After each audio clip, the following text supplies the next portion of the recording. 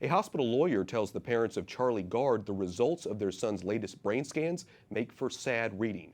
Charlie's parents got the bad news at a pre-court hearing today in London. They are fighting to keep him alive, despite doctors telling them he has suffered irreversible brain damage. An American doctor from New York is in London to promote an experimental treatment that may offer some hope. The family has also received the support of Pope Francis and President Donald Trump.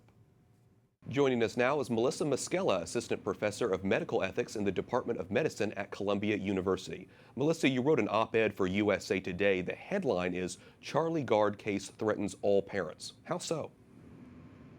Well, the Charlie Gard case threatens all parents because it sets a precedent that the state is the primary decision maker when it comes to anything of any controversy in terms of what's in the best interests of the child.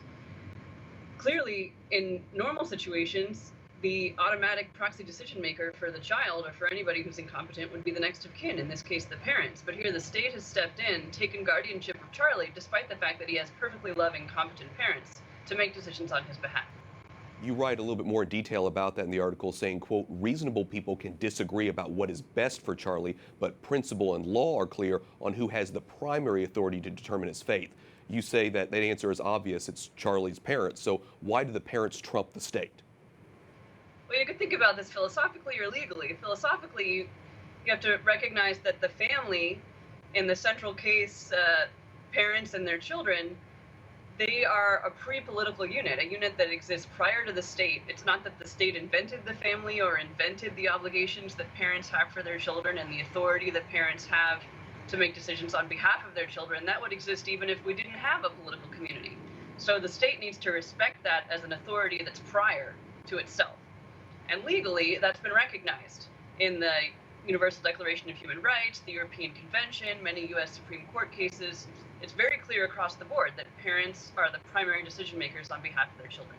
The Telegraph, a British newspaper, reports the government lawyer representing Charlie Gard in court is the chairman of Compassion in Dying, a group that advocates for assisted suicide. As a medical ethicist, do you see this as a conflict of interest?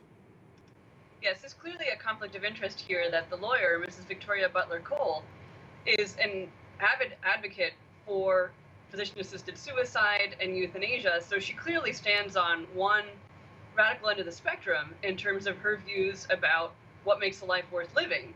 And her views clearly are that certain lives simply are better off not being lived. Certain people, if they're going to be suffering or severely disabled with no hope of a cure, would be better off dead. So she's clearly on one side of the issue here. So when she's advocating for Charlie's best interests, basically, it's no surprise that she's going to advocate to have him taken off of life support.